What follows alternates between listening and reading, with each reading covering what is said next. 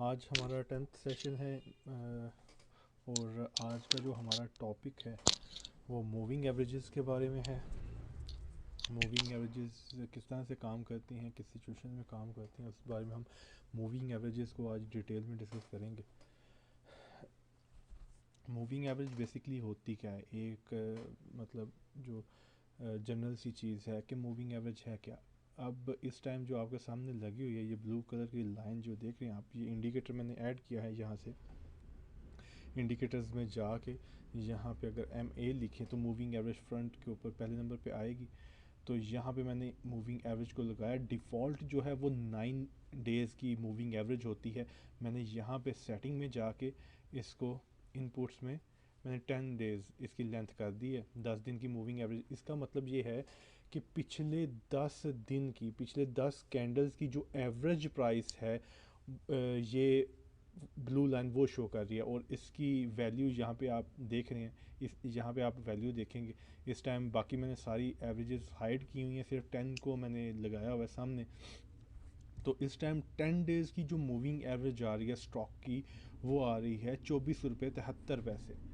अब moving averages के अंदर सबसे पहले जो चीज़ याद रखने वाली है वो ये है कि मूविंग एवरेजेस को आपने ट्रेंडिंग मोड के अंदर, जब भी कोई स्टॉक इंडेक्स ट्रेंड कर रहा होगा, ऊपर की तरफ जा रहा होगा या नीचे की तरफ गिर रहा होगा, तो तब ये परफेक्टली अच्छे तरीके से काम करती है। अगर ट्रेंड रेंज बाउंड होगा उसके अंदर मूविंग एवरेजेस काम नहीं करती, बिल्कुल भी नहीं करती।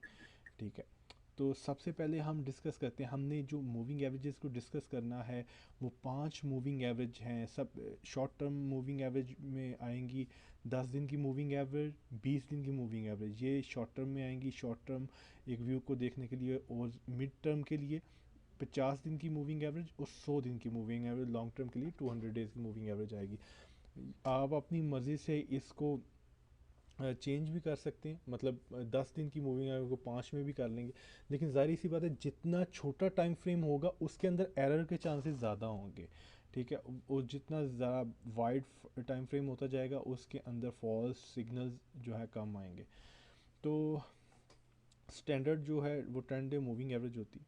तो अच्छा, जो यहाँ पे अब जो ट्रिक है जो जो मुझे अच्छी लगती है मूविंग एवरेजेस की, वैसे नॉर्मली मैं मूविंग एवरेजेस यूज़ नहीं करता, लेकिन जो मुझे ट्रेंडिंग मोड के अंदर सबसे अच्छी जो मूविंग एवरेजेस की बात लगती है, ये लाइव एग्जांपल जो अभी करंट सिचुएशन चल रही है डेक्सन की, ये जो डॉल है, इसके अंदर हम देखते हैं। अब देखें 10 डे मूविंग एवरेज मैंने लगाई हुई है। एक बात आपको मैंने लास्ट टाइम भी लास्ट सेशन में बताई थी मूविंग एवरेजेस के बारे में, कि जब भी कोई स्टॉक एग्रेसिवली ऊपर जाता है या जब भी कोई स्टॉक एग्रेसिवली नीचे आता है, तो उसकी मूविंग एवरेज और उसकी कैंडल के दरमियान ठीक ठाक गैप होता है जब कोई एग्रेसिवली स्टॉक गिरता है या ऊपर की तरफ जाता है।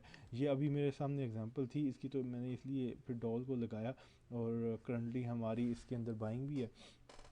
तो अगर देखें मूविंग एवरेज इस टाइम यहाँ पे है, इस लेवल के ऊपर है। ठीक है, और इस टाइम इसकी वैल्यू क्या है, 24 रुपये 73 पैसे। अब और जो बॉटम लगाया है डॉल ने वो यहाँ पे लगाया है तकरीबन, और इसने बॉटम क्या अपना लगाया था 22 22 रुपये 24 पैसे। ठीक है, अब 22 रुपये 24 पैसे और करंटली क्या आ रहा है 74 रुपये 73 पैसे, मतलब तकरीबन 2 रुपये का फ़र्क है राउंड अबाउट। तो यहाँ पे अगर देखा जाए तो इतना गैप है मूविंग एवरेज के अंदर और स्टॉक की कैंडल के अंदर। अगर हम नीचे वाली कैंडल को पकड़ें तो ये भी अभी इतनी एग्रेसिव मूव नहीं थी बहरहाल, लेकिन ये भी ठीक ठाक मूव थी। 2 रुपये का फ़र्क बहुत ज़्यादा फ़र्क है। तो जब भी कोई स्टॉक अग्रेसिवली नीचे गिरेगा या अग्रेसिवली ऊपर जाएगा, तो उसकी मूविंग शॉर्ट टर्म जो मूविंग एवरेज होगी उसके दरमियान और कैंडल के दरमियान फ़र्क होगा, फासला होगा। और दूसरी जो नोट करने वाली बात है, दूसरा जो रूल है, मूविंग एवरेज बिल्कुल अगर नीचे गिर रही है तो उसका मूव बिल्कुल सीधा नीचे की तरफ होगा। जिस तरह आप यहाँ पे देख रहे हैं बिल्कुल स्ट्रेट सीधा नीचे गिरी हुई है। ठीक है, या ऊपर जा रही होगी तो सीधा ऐसे ऊपर जा रही होगी। ठीक है, और ये आप मिसाल के तौर पे आप देखते हैं कि ट्रेंड ने पुल बैक किया है। ठीक है, और आप शॉर्ट कर देते हैं। ठीक है। मतलब अगर स्टॉक ऊपर जा रहा है, आपने देखा कि काफ़ी ऊपर चला गया है स्टॉक, और आपने वहाँ पे आपने कहीं पे रेजिस्टेंस निकाली, ये मैं सिर्फ आपको मूविंग एवरेज की स्ट्रेटजी बता रहा हूँ। आपने कोई रेजिस्टेंस निकाली, उसके अकॉर्डिंग आपने उसको शॉर्ट कर दिया, एग्रेसिवली स्टॉक ऊपर जा रहा था, ठीक है। तो अब उसके अंदर आपको इतनी ज़्यादा डाउन साइड नहीं मिलेगी, या अगर स्टॉक नीचे है तो उसके अंदर इतनी ज़्यादा अपसाइड उस टाइम तक नहीं मिलेगी, जब तक ये मूविंग एवरेज और ये कैंडल्स एक साथ नहीं मिल जाएं। जिस तरह यहाँ पे आप देख रहे हैं, ठीक है, जिस तरह ये बाकी पीछे आप देख रहे थे कि किस तरह बिल्कुल साथ साथ चलती आ रही थी। लेकिन अगर यहाँ से देखें डॉल को, तो डॉल ने यहाँ से बहुत अग्रेसिव मूव दिखाई थी और कैप्स पे कैप्स इसने लगाए थे। तो इसके दौरान आप देखें कि इसके दौरान ये फासला देखें, ये जो बीच में है, ये बेसिकली ये वही फासला है जो हम यहाँ पे देख रहे हैं। ये जो इस लेवल पे हम देख रहे हैं गैप, ये बेसिकली वही चीज़ है, ये जो देख रहे हैं आप। तो अब मूविंग एवरेज ने कहाँ पे जाके सांस लिया। अब लास्ट कैंडल डोल की इस गौर करें, यहाँ पे लगी, ये जो ग्रीन कैंडल है इसके ऊपर आप गौर करें। मतलब अब ग्रीन कैंडल का हाई क्या है, ग्रीन कैंडल का हाई है 39 रुपये 35 पैसे, ठीक है। और मूविंग एवरेज कहाँ पे थी उस टाइम, मूविंग एवरेज थी तकरीबन 37 रुपये के ऊपर, 2 रुपये का फ़र्क हो गया, ठीक है, दो, हाँ तकरीबन 2 रुपये का फ़र्क हो गया। अब यहाँ पे देखें, ये पहली कैंडल, ये लास्ट कैंडल थी जो जिसके और मूविंग एवरेज के दरम्यान काफ़ी ज़्यादा फासला था, ठीक है। अब उसके बाद देखें कैंडल्स कितनी बनी, ठीक है। एक कैंडल रेड, दो, तीन, चार, पाँच, पांचवी कैंडल, यानी एक हफ्ता लगाया स्टॉक ने मूविंग एवरेज तक आते, और पीछे जितना भी स्टॉक अग्रेसिवली ऊपर गया था उसने मूविंग एवरेज को साथ भटकने भी नहीं दिया, बिल्कुल अग्रेसिवली बहुत ऊपर गया वो।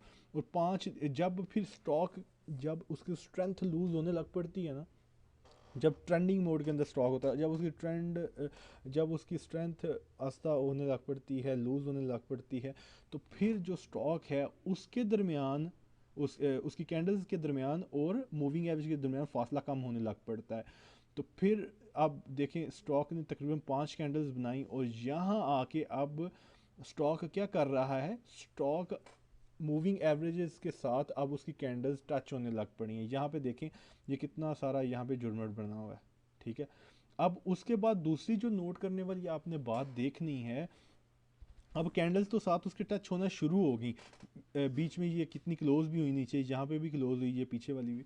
लेकिन जब ट्रेंड कब शिफ्ट होगा, ट्रेंड कब चेंज होगा, जब मूविंग एवरेज के अंदर कर्व बनेगा, ऊपर की साइड पे या नीचे की साइड पे, ये इस तरह से कर्व करके बनेगा। जिस तरह आप यहाँ पे देख रहे हैं ब्लू लाइन को, वो उसने कर्व बनाया हुआ है, ठीक है। और ये कर्व बनाते और फासला कम होते, कम अज़ कम ये मेरे ख्याल से हफ्ता या 1.5 हफ्ता लग जाता है इस चीज़ को होते होते। लेकिन वो आप डिपेंड करता है अब सिचुएशन के ऊपर, आपने देखना है कि कब वो फासला कम हो रहा है और कर्व बन रहा है। तो अब यहाँ पे देखें, पहले 5 कैंडल्स ने आते आते 5 दिन लगा दिए कैंडल्स ने इस मूविंग एवरेज को टच करते करते, फिर उसके ऊपर अब मूविंग एवरेज के ऊपर ट्रेड हो रही हैं कैंडल, ऊपर नीचे, कभी ऊपर की तरफ ब्रेक कर रही है, कभी नीचे की तरफ ब्रेक कर रही हैं।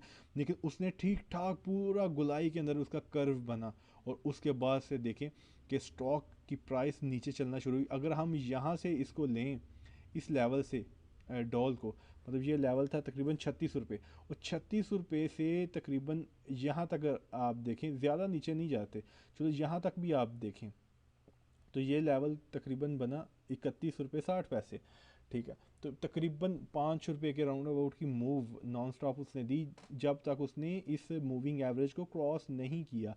फिर भी उसने, जाहिर सी बात है, इसके ऊपर कोई सस्टेन करके ऊपर अपसाइड के ऊपर वॉल्यूम जनरेट करके चलना शुरू नहीं हुआ, और ना ही कोई बहुत बड़ा यहाँ पे उसने गैप छोड़ा था जो फिल करे, और वो साथ साथ ही मूविंग एवरेज के चल रहा था।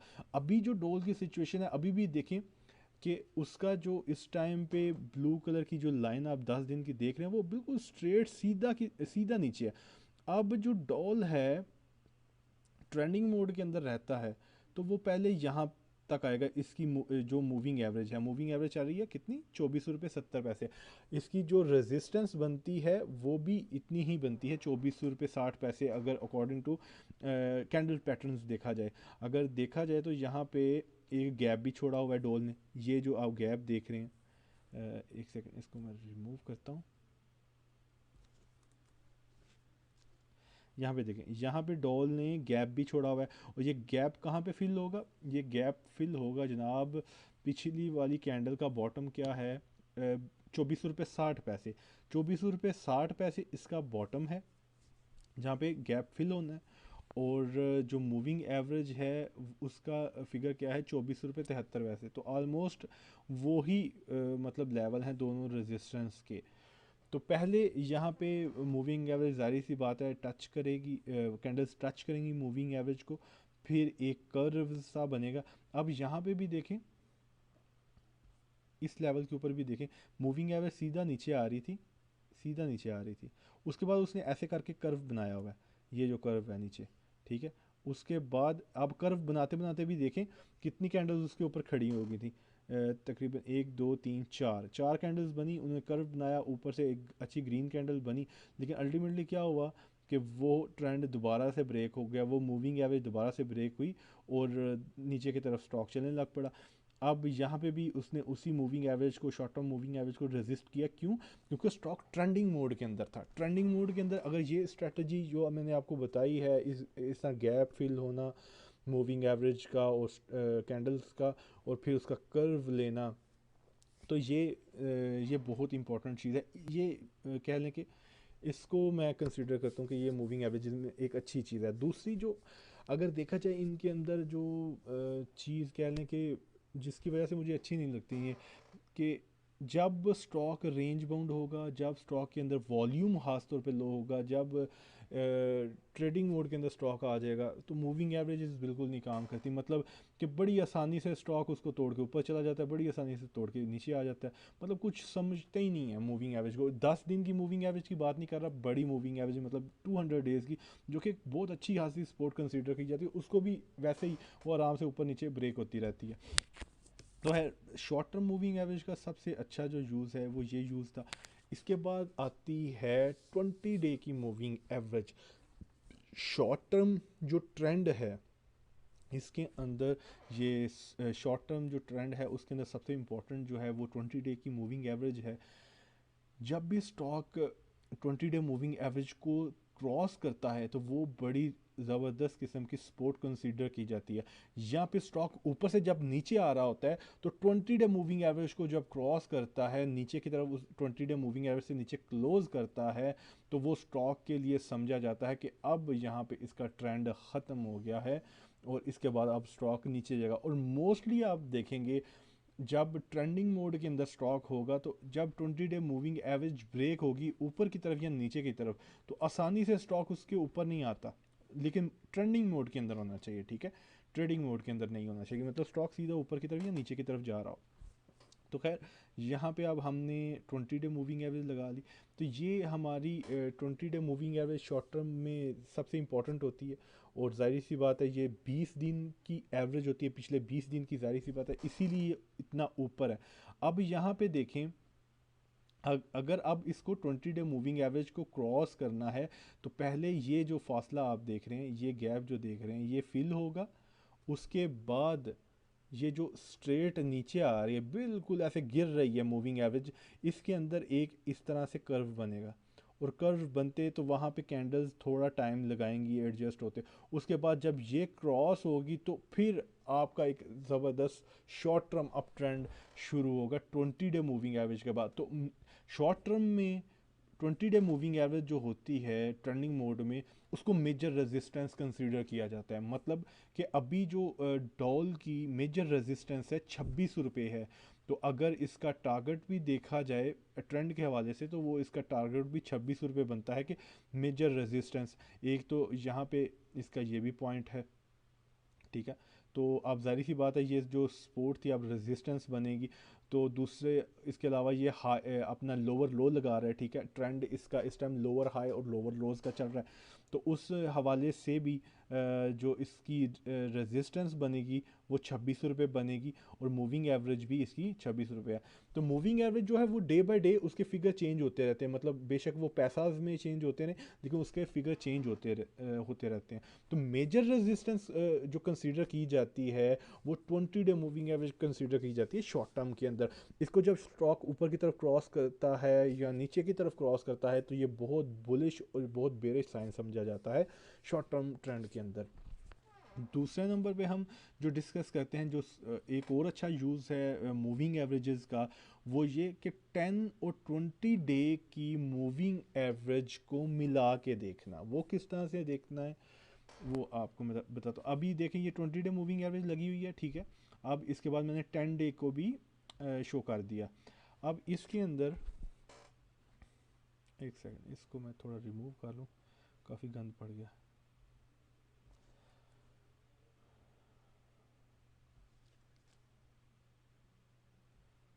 अच्छा जी, तो इसके अंदर जो बहुत ज़बरदस्त ये भी एक इंडिकेटर है यूज़ करना, अगर आप इसको अच्छे से यूज़ करें तो इसके अंदर क्या है, ब्लू लाइन जो है वो 10 डे की मूविंग एवरेज है, ठीक है। पिंक लाइन जो है वो 20 डे की मूविंग एवरेज है।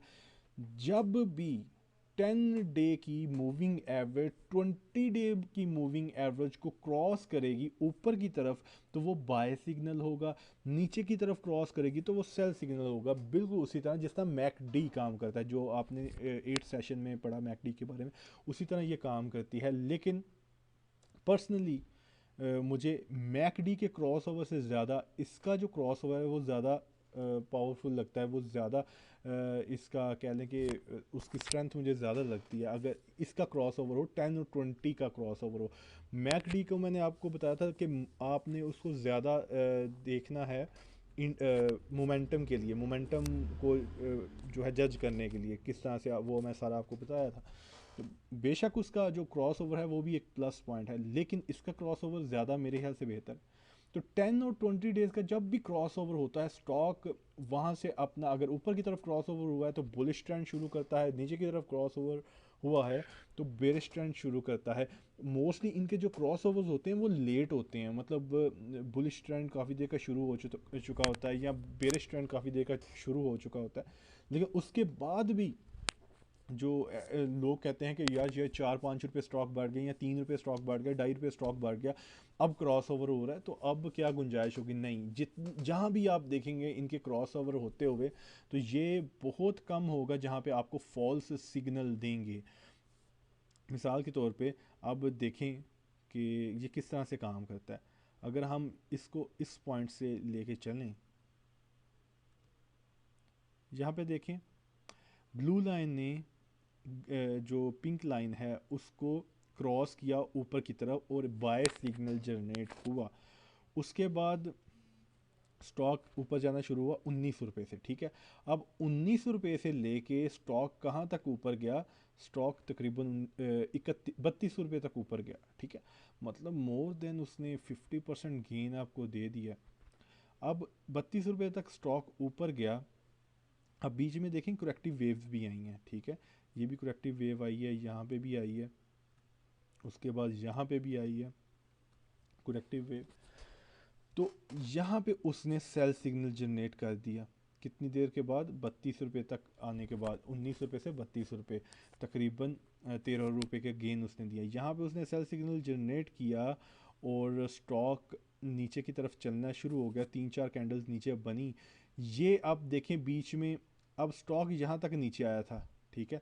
जब उसने क्रॉस ओवर अपना दिया तो स्टॉक कहाँ तक नीचे आया था, लो उसने अपना लगाया 25 रुपये, 24 रुपये 96 पैसे, 25 रुपये तक स्टॉक नीचे आया, इसने नीचे की तरफ क्रॉस ओवर दे दिया, सेल सिग्नल दे दिया, आपने यहाँ पे सेल कर दिया, ठीक है।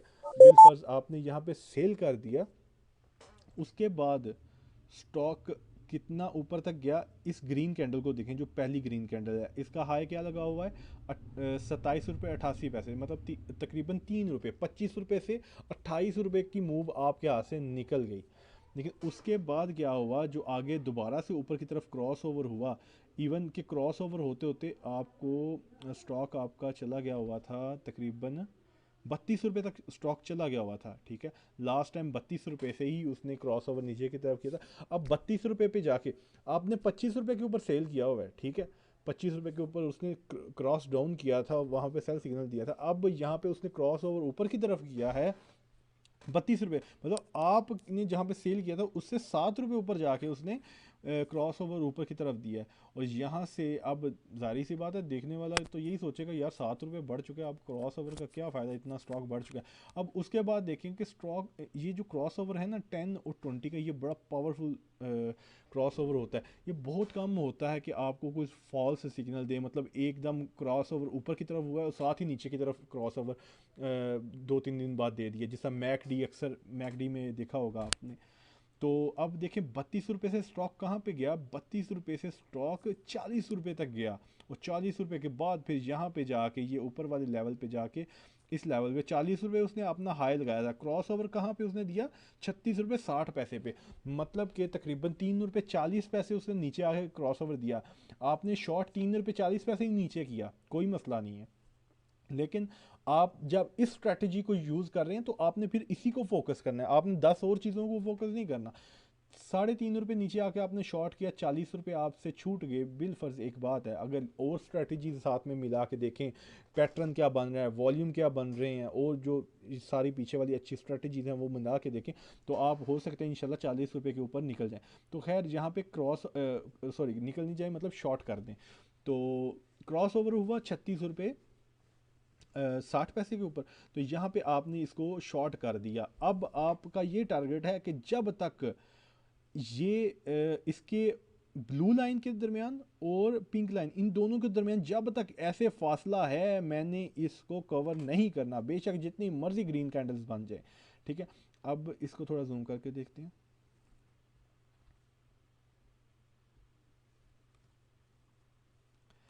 अब देखें कि अब green line, sorry pink line और ब्लू लाइन के दरमियान कितना फासला है, ठीक है। ये देखें, यहाँ पे भी थोड़ा फासला कम होने का नज़र आया, लेकिन फिर दोबारा से वो नीचे की तरफ आ गया। यहाँ पे देखिए कितना कितना ज़बरदस्त किस्म का वाइड गैप है। यहाँ पे फासला कम हुआ था, ठीक है, लेकिन फिर से वो क्रॉस ओवर नहीं कर सका और दोबारा नीचे की तरफ गया। यहाँ पे भी देखें कितना वाइड गैप। अब यहाँ पे देखें उसने क्रॉस ओवर दे दिया था ऊपर की तरफ, ठीक है।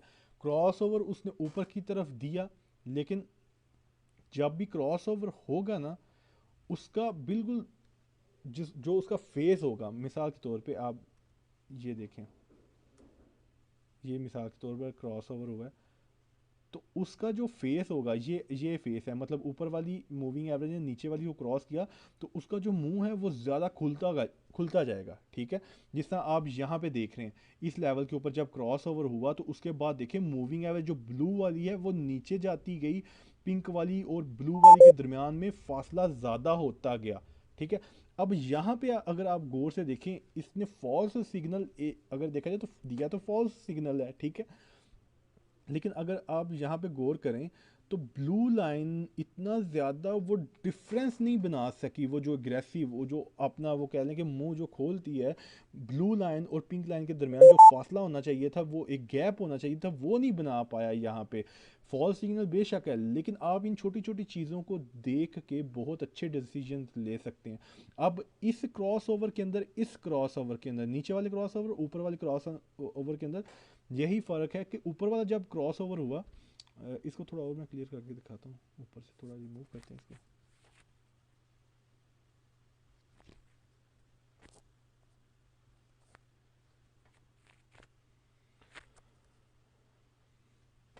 अब एट दिस पॉइंट, जिस जिस टाइम एग्जैक्टली क्रॉस ओवर हुआ, अब यहाँ पे पहला क्रॉस ओवर हो गया, अब क्रॉस ओवर के आगे वाली कैंडल हम देखेंगे। अब यहाँ पे उसका जो बेसिकली जो फासला देख रहे हैं, बिल्कुल उसके शुरू में ही वो एकदम से वो बढ़ा है, मतलब बिल्कुल एकदम से क्लियरली गैप उनके दरमियान पैदा हुआ है। और अगर कंपैरेटिवली यहाँ पे देखें, क्रॉस ओवर तो हुआ, एक मरा हुआ क्रॉस ओवर हुआ, उसके दोनों के दरमियान कोई ख़ास एक गैप नहीं बन सका। तो गैप नहीं बन सका, जारी सी बात है मोमेंटम उसका डाउन था, इतना अग्रेसिव बाय साइड के ऊपर मोमेंटम नहीं था। तो यहाँ से दोबारा स्टॉक नीचे की तरफ उसने क्रॉस ओवर किया। अब नीचे की तरफ जो क्रॉस ओवर किया, इसको देखें ज़रा,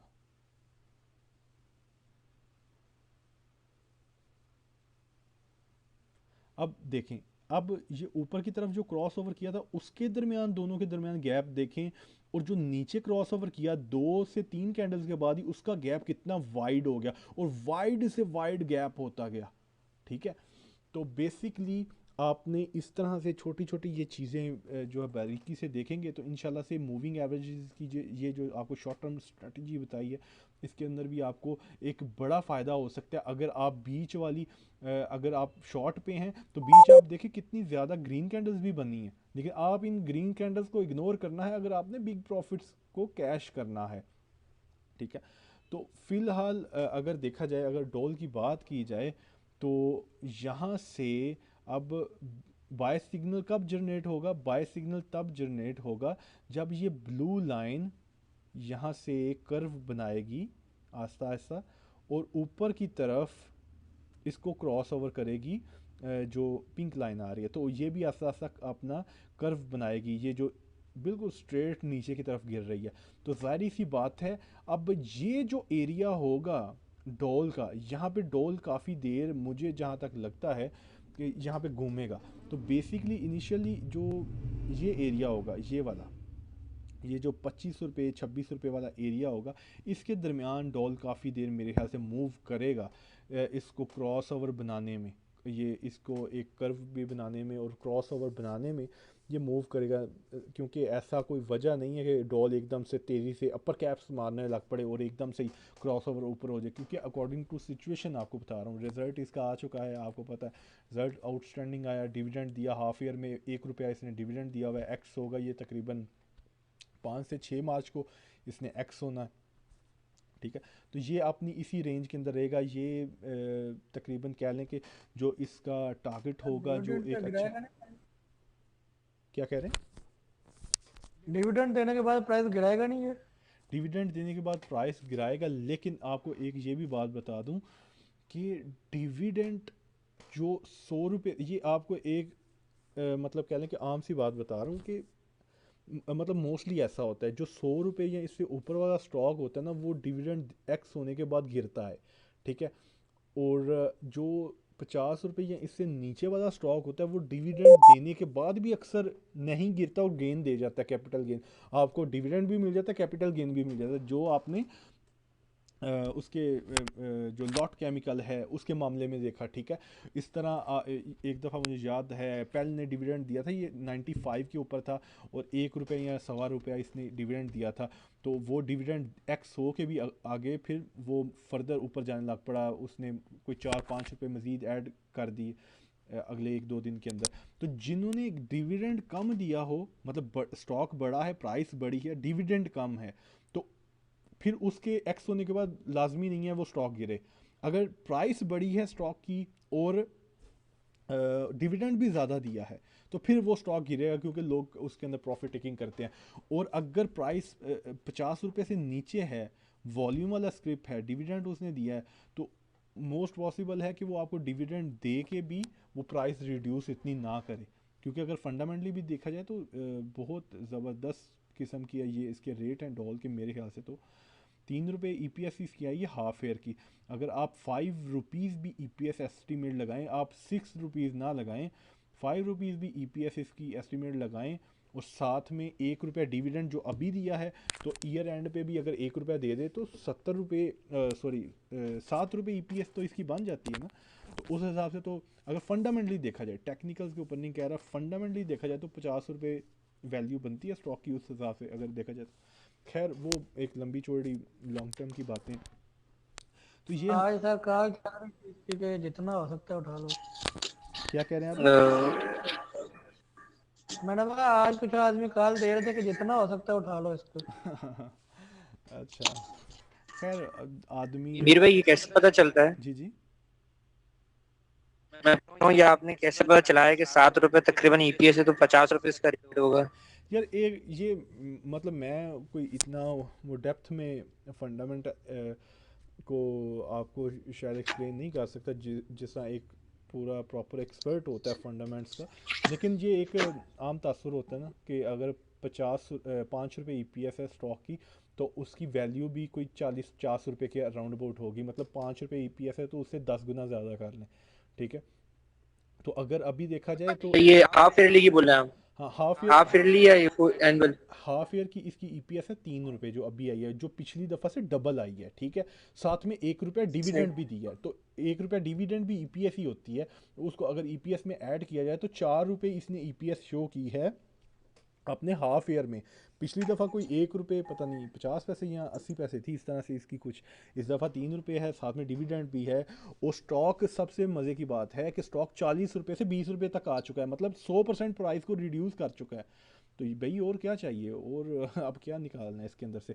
तो मेरा जो ख्याल है इसके अंदर कोई भी पैनिक होने की ज़रूरत नहीं है। इंशाल्लाह से ये अच्छी मूव देगा, बेशक इसको थोड़ा होल्ड करना पड़ा, ये अच्छी मूव इंशाल्लाह से देगा। लेकिन इनिशियली ये अपनी उम्मीद है कि जो 10 डे मूविंग एवरेज है इसको जो है ये टच करेगा, जो कि इसका यहाँ पे इसने गैप भी छोड़ा हुआ है। और इसकी 10 डे मूविंग एवरेज भी है 24 रुपये 70 पैसे 60 पैसे, 24.5 रुपये कह सकते हैं आप, ठीक है। तो ये हमारा था मूविंग एवरेजेस के बारे में, शॉर्ट टर्म जो मूविंग एवरेजेस हैं उनके बारे में। यहाँ पे हम एक और चीज़ ऐड करते हैं, उसके बाद हम mid to long term moving averages के बारे में बात करते हैं। यहाँ पे बुलिंजर बैंड को हम ऐड करते हैं, ये भी बेसिकली मूविंग एवरेजेस के फॉर्मूले के ऊपर ही काम करता है। यहाँ पे अगर आप देखें तो बुलिंजर बैंड के बिल्कुल बॉटम के ऊपर इस टाइम कैंडल खड़ी हुई हैं, मतलब जो करंटली मैक्सिमम रेंज है इसकी डॉल की, वो अगर अप ऊपर वाली साइड को हम जो है अपर बुलिंजर बोलेंगे, और इसको मिड बुलिंजर बोलेंगे। जो दरमियान में आप देख रहे हैं ये 20 डे की मूविंग एवरेज इसके अंदर भी अप्लाई होती है। हम मूविंग एवरेज को थोड़ी देर के लिए हाइड कर देते हैं। ये दरमियान में जो इसकी लाइन है इसको एज ए सपोर्ट और रेजिस्टेंस बुलिंजर बैंड में कंसीडर किया जाता है। तो दरमियान में जो है ये 20 डे की मूविंग एवरेज है, ठीक है। लोअर बैंड अगर देखा जाए तो अब यहाँ पे प्राइसेस शो हो रही हैं, ठीक है। ये पहले वाली अपर बैंड की, दूसरे वाली लोअर बैंड की, मतलब अपर बैंड की जो मैक्सिमम रेंज है वो क्या है, वो 29 रुपये 88 पैसे है, ठीक है। जो इसकी मैक्सिमम अप साइड के ऊपर रेंज है अकॉर्डिंग टू बुलिंजर। और मिड उसकी जो रेजिस्टेंस होगी वो रेड में शो हो रही है 26 रुपये, ठीक है। और जो बॉटम की सपोर्ट है बुलिंजर अकॉर्डिंग टू बुलिंजर वो हो रही है 22 रुपये 57 पैसे, ठीक है। तो बुलिंजर बेसिकली आपको बताता है कि करंट स्टॉक की रेंज क्या है, स्टॉक की करंटली स्ट्रेंथ क्या है, करंटली स्टॉक के अंदर स्टॉक कितना एग्रेसिव है। जब स्टॉक जब बुलिश मूव लेने वाला होता है तो बुलिंजर भी सेम उसी तरह से काम करता है जिस तरह मूविंग एवरेजेस काम करेंगी। वो किस तरह से कि बुलिंजर भी इसी तरह से जब ऊपर जाएगा ये स्टॉक, तो बुलिंजर भी ये जो नीचे वाला आप देख रहे हैं जो स्ट्रेट नीचे की तरफ गिरा हुआ है, तो ये ऊपर की तरफ ऐसे कर्व बनाने लग पड़ेगा। जब कर्व ये बनाएगा स्टॉक ऊपर की तरफ चलने लग पड़ेगा। अगर ये कर्व ऊपर की तरफ बना रहा है और कैंडल्स नीचे की तरफ है तो आपको टेंशन की ज़रूरत नहीं है अगर आप बाय साइड के ऊपर हैं। और अगर इसी तरह से ये जब नीचे आएगा, ये ऊपर वाला जो आप देख रहे हैं अपर बैंड, ये भी नीचे की तरफ इसी तरह से कर्व बनाएगा। अगर कर्व नीचे की तरफ बना हुआ है और कैंडल्स ऊपर की तरफ गई हुई हैं, मतलब कैंडल एक दो कैंडल ऊपर की तरफ गई है, तो आपने वहाँ पे बाय नहीं करना, आपने वहाँ पे सेल करना है या आपने वहाँ पे शॉर्ट सेल करना है, ठीक है। तो बेसिकली ये आपको स्ट्रेंथ और रेंज बताता है स्टॉक की, ठीक है। कि जिस तरह अभी बता रहा है कि वो अपने बिल्कुल बॉटम के ऊपर स्टॉक खड़ा है अकॉर्डिंग टू बुलिंजर बैंड। और इसकी मेजर रेजिस्टेंस वो बता रहा है कि 26 रुपये इसकी इनिशियल पहला टारगेट है। और उसके बाद मैक्सिमम जो रेंज है फ़िलहाल इसकी वो 29 रुपये 88 पैसे है, ठीक है। तो मूविंग एवरेज जो मुझे स्ट्रेटजी अच्छी लगती है, मूविंग एवरेज, वो मुझे ज़्यादा मूविंग एवरेज की स्ट्रेटजी अच्छी लगती है। ये भी एक किस्म का उसी की मतलब फार्मूले के ऊपर काम करता है, मूविंग एवरेजेस के फार्मूले के ऊपर, ठीक है। इसके बाद हम ऐड करते हैं यहाँ पे कैंडल अगर साथ मिल जाए लाइन के तो क्या सेल कर दें? किस नीचे वाली लाइन के, किस लाइन के, ये नीचे वाली जो ब्लिंजर बैंड की नीचे वाली लाइन है, ये वाली जी ये बेसिकली शो करती है कि स्टॉक अपनी रेंज के बॉटम के ऊपर खड़ा हुआ है, तो यहाँ पे आप बाय कर सकते हैं, ठीक है। और यहाँ पे मोस्टली स्टॉक यहाँ पे जो रेंज होगी उसके बाद जब कर्व बनेगा तो स्टॉक ऊपर की तरफ जाने लग पड़ेगा, ठीक है। तो जो बॉटम होगा वो बाय के लिए होगा, जो अपर बैंड होगा, जो मैक्सिमम अपसाइड के ऊपर रेंज होगी वो सेल के लिए होगी, ठीक है। हाँ, तो हम अच्छा मीर भाई, मेरा एक क्वेश्चन था। जी जी साहिल बात कर रहा जी हूँ। जी मीर भाई मैंने ये पूछा थी, देखिए बुलिंजर बैंड में ये जैसे देखें रेड कैंडल्स बनी है और उसके बॉटम पे बनी है, हम्म बट फिर जो है मतलब फर्दर जो है बैंड में वो नीचे चली गई। हम्म। तो इसको कैसे पता चलता है कि यार बुलिंजर के आप लोएस्ट पे ले रहे हैं तो फर्दर डाउन नहीं जाएगा? यार यही यही बेसिकली ये मतलब अगर स्टॉक का ट्रेंड एग्रेसिव होता जाता है ना, मतलब स्टॉक स्ट्रेंथ पकड़ता जाता है तो इसका मुंह खुलता जाएगा, ठीक है। इसका मुंह और ज़्यादा खुलता जाएगा। बहुत सारे अब यहाँ पे भी देखें इवन कि ये ऊपर वाली जो ग्रीन कैंडल है ये अगर देखें तो इसने बुलिंजर बैंड को भी फाड़ के ऊपर निकल गई थी, ठीक है। तो अल्टीमेटली जब स्टॉक की स्ट्रेंथ लूज होगी ऊपर की साइड पे या नीचे की साइड पे, तो बुलिंजर का जो बेसिकली बॉटम होगा या टॉप होगा वहाँ पे ज़्यादा कैंडल्स बनने लग पड़ेंगी, ठीक है। मतलब एक ही साथ में 3 4 5 वो उसको बेसिकली कर्व करने के लिए, उसको बेसिकली टर्न करने के लिए ज़्यादा कैंडल्स बनने लग पड़ेंगी। जिस तरह अब यहाँ पे देखें, अगर यहाँ यहाँ पे अब टॉप लगाया हुआ है अपना बुलिंजर का, ठीक है।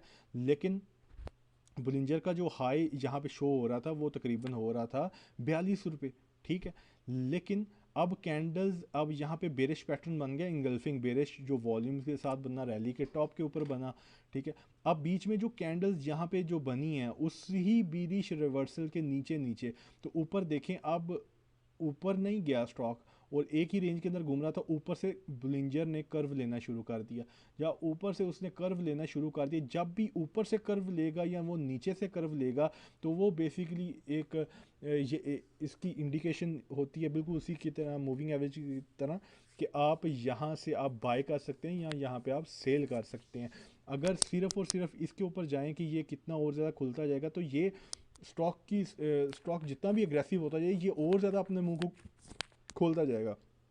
तो जब ये मुड़ने पर ये लगेगा, तो वहाँ पे नीचे से कर्व ले रहा है जहाँ पे बेरिश इनगल्फिंग बना है। क्या कह रहे हैं आप नदीम? ये जहाँ पे बेरिश इनगल्फिंग बना ना वहाँ पे वो नीचे से कर्व ले रहा है। यहाँ पे ऊपर, जी यहाँ पे नीचे से कर्व ले रहा है, आपने स्टॉक ऊपर है ना तो आपने ऊपर वाले बैंड को देखना है, नीचे वाले बैंड को नहीं देखना, क्योंकि स्टॉक की प्राइस ऊपर है। जो आपने आपने ऊपर देखना है ना कि आपने नीचे देखना है, क्योंकि स्टॉक की तो प्राइस ऊपर है ना। जब स्टॉक की प्राइस नीचे होगी तो आपने फिर नीचे वाले बैंड को देखना है। तो अच्छा, तो हमारा जो अगला होगा मूविंग एवरेजेस के हवाले से, ये 20 डे मूविंग एवरेज की इसके अंदर लगती है मिड के अंदर, इसलिए हमने इसको बीच में डिस्कस कर लिया। अगला जो हमारा होगा वो होगा 50 डे मूविंग एवरेज। यहाँ पे 50 डे मूविंग एवरेज हम लगाते हैं, ये हमारी 50 डे मूविंग एवरेज है। और 50 डे मूविंग एवरेज क्या आ रही है, उसका फिगर क्या आ रहा है, वो 28 रुपये आ रही है। 50 डे मूविंग एवरेज जो है, जाहिर सी बात है जितनी बड़ी मूविंग एवरेज, जितना बड़ा टाइम फ्रेम होगा उसके अंदर एरर के चांसेस कम होंगे, ठीक है। अब देखें कुछ लोग 10 डे मूविंग एवरेज को यूज़ करके स्टॉक को बाय सेल करते हैं, जो मूविंग एवरेज जिसके ऊपर काम करते हैं, कुछ 20 को देख के करते हैं, कुछ 50 को देख के करते हैं। लेकिन उसके अंदर अब देखें उसके अंदर फिर आपका जो टाइम फ्रेम बड़ा हो जाता है, आपका जो टाइम फ्रेम है वो मिड टर्म पे चला जाता है।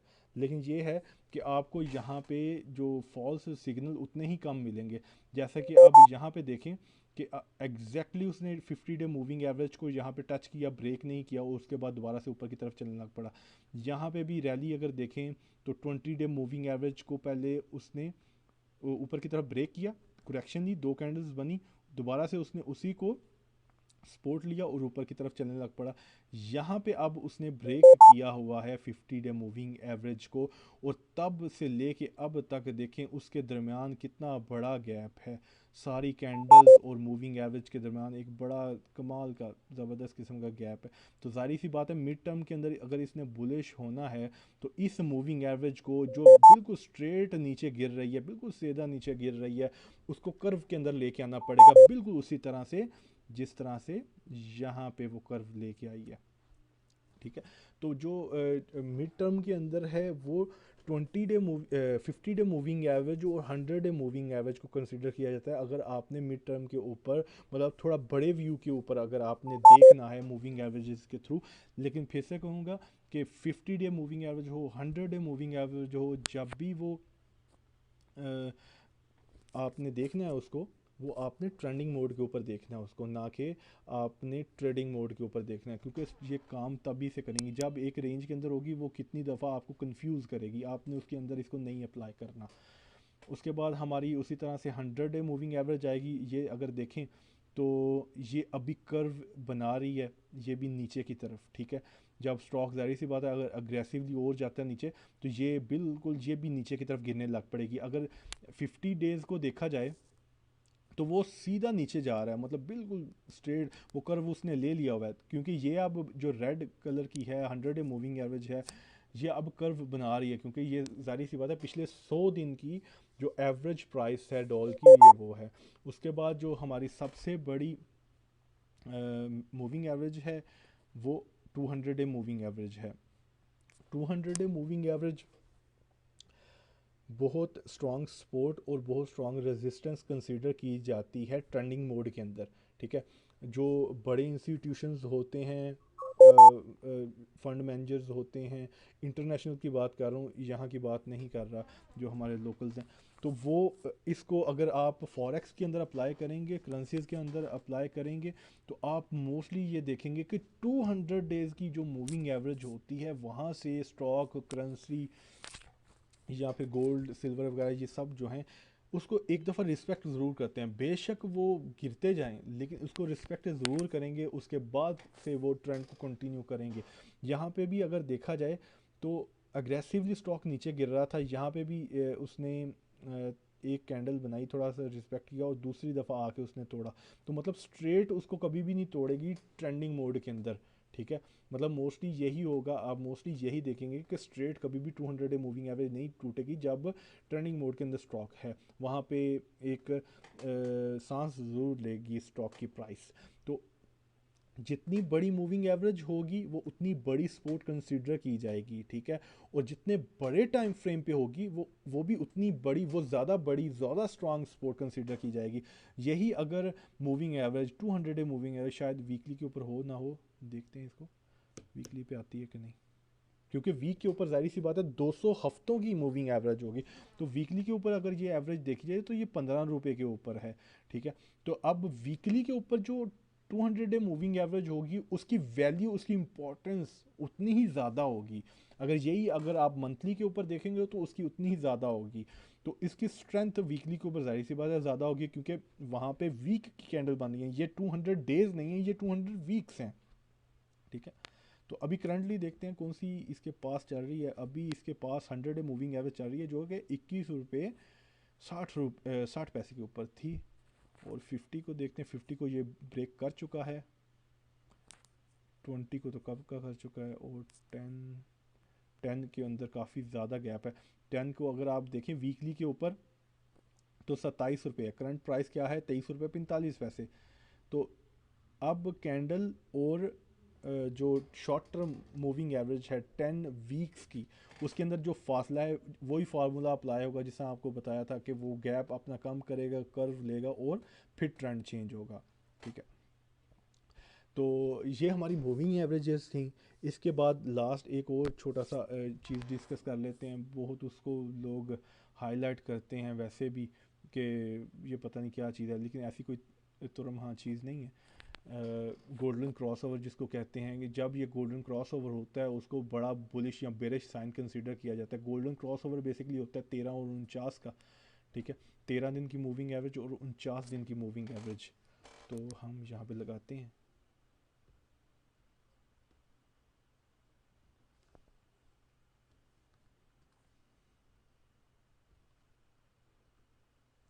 हमारी मार्केट्स में मैंने ज़्यादा, वैसे हमारी मार्केट में ज़्यादा यही मैंने देखा है कि मूविंग एवरेज, ये जो आपको स्ट्रेटजी शॉर्ट टर्म के ऊपर बताई है, ये बेहतर तरीके से काम कर जाती है।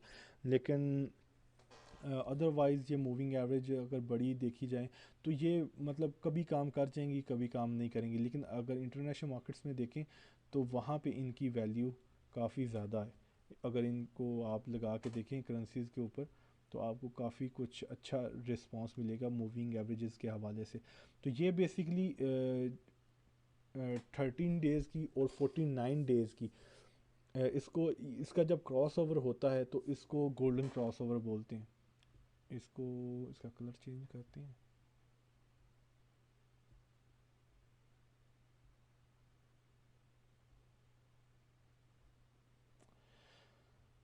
अब देखें गोल्डन क्रॉस ओवर इसका हुआ हुआ है बेरिश साइड के ऊपर, मतलब ब्लैक जो लाइन है, ब्लैक मूविंग एवरेज है, उसने पिंक मूविंग एवरेज को नीचे की तरफ क्रॉस किया हुआ है। तो बेसिकली इसने गोल्डन क्रॉस ओवर दिया हुआ है बेरिश वाला। तो ज़ाहिर सी बात है अब ये ऊपर की तरफ क्रॉस होगा, जैसे यहाँ पे हुआ था इसका गोल्डन क्रॉस ओवर। अगर बिल्कुल, कुछ लोग होते हैं इसी के ऊपर काम करते हैं। अब यहाँ पे इसका गोल्डन क्रॉस ओवर हुआ था तकरीबन 19 रुपये के ऊपर, और उसके बाद वो उसने अपना टॉप जो लगाया था यहाँ तक लगाया था तकरीबन 40 रुपये के ऊपर। लेकिन यहाँ पे आके उसका मोमेंटम लूज़ हो गया था तकरीबन इस लेवल के ऊपर। हम ज़्यादा ऊपर नहीं, 32 रुपये उसने हाई लगाया था, 29 रुपये के ऊपर उसने अपना कर्व बनाना शुरू कर दिया था। तो यहाँ पे बंदा कंसिडर कर सकता है कि यहाँ पे शायद हो सकता है नीचे की तरफ क्रॉस ओवर कर दे, काफ़ी नीचे भी आ गया था। लेकिन फिर भी अगर देखा जाए तो 19 रुपये से उसने यहाँ तक मूव जो दी, तकरीबन 29 रुपये की मूव थी, 10 रुपये की मूव थी, मतलब 50% प्राइस ने यहाँ पे गेन किया। तो ये इसको गोल्डन क्रॉस ओवर बोलते हैं। ये आज का हमारा टॉपिक था मूविंग एवरेजेस के हवाले से। तो इसके बारे में कोई भी क्वेश्चन हो तो आप क्वेश्चन कर सकते हैं।